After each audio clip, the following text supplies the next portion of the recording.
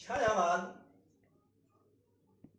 1920 ईस्वी से 1937 ईस्वी तक का समय हिंदी काव्य साहित्य में छायावाद के या प्रसाद युग के नाम से जाना जाता है। इसके प्रवर्तक जयशंकर प्रसाद जी हैं। कवियों ने स्वच्छंद छंद में अपनी अनुभूतियों को वाणी देने का प्रयास किया है, नंबर एक। और दूसरी बात यह है कि डॉक्टर राम कुमार वर्मा ने तो इसे बताया कि आत्मा की छाया जब परमात्मा में और परमात्मा की छाया जब आत्मा में पड़ने लगती है उसे छायावाद कहते हैं। वही छायावाद है। डॉक्टर नगेंद्र ने इसको कहा है कि यह स्थूल के प्रति सूक्ष्म का विद्रोह है। इसे स्वीकार करते हुए उन्होंने इसे एक विशेष प्रकार की भाव पद्धति तथा जीवन के प्रति एक विशेष भावात्मक दृष्टिकोण के रूप में परिभाषित किया है। इन्होंने इसको परिभाषित किया है एक विशेष जीवन के दृष्टिकोण के रूप में। इस प्रकार से हम कह सकते हैं कि नैतिकता, श्रृंगार भावना, प्रकृति का मानवीकरण, वेदना या करुणा का अधिकत्व, अज्ञात सत्ता के प्रति निश्चल प्रेम, जीवन के प्रति भावात्मक दृष्टिकोण, एक नवीन प्रकार का भावात्मक दृष्टिकोण आदि इसकी ऐसी विशेषताएं हैं जो छायावादी काव्य धारा को अन्य काव्य धाराओं से अलग करती हैं। अर्थात इस छायावादी काव्य धारा में ये अलग विशेषताएं हैं। नैतिकता, श्रृंगार की भावना, नवीन भावात्मक दृष्टिकोण, मानवीकरण आदि ये अलग विशेषताएं हैं बिल्कुल इसमें। अगर इसके प्रमुख कवि देखें तो जयशंकर प्रसाद, इनको छायावाद का ब्रह्मा कहा गया है। इनकी रचना है कामायनी।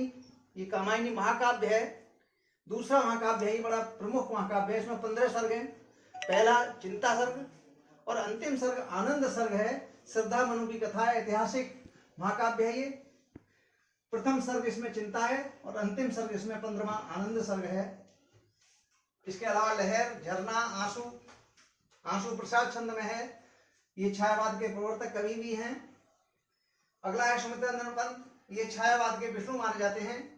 इनकी रचना है युगवाणी, वीणा, पल्लव, ग्रंथि, गुंजन, ग्राम्य आदि इनकी रचना है।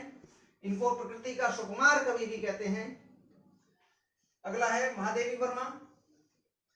महादेवी वर्मा ये छायावाद की शक्ति है।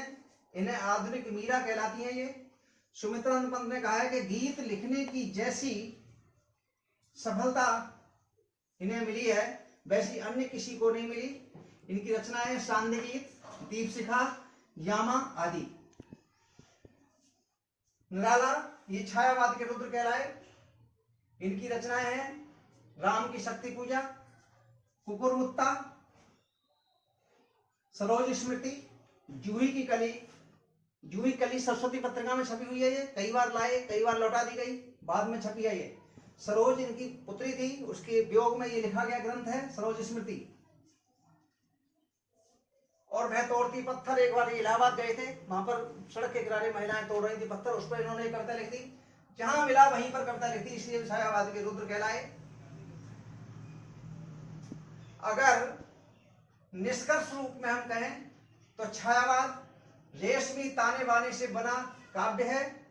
ये आधुनिक हिंदी काव्य को नई कलात्मक मंजिल पार कराता है। सुंदर शब्द विन्यास, कल्पना विकास, तीव्र अनुभूति आदि गुणों से यह सुशोभित है। ये हिंदी काव्य साहित्य की प्रौढ़ता के सौष्ठव का द्योतक भी है।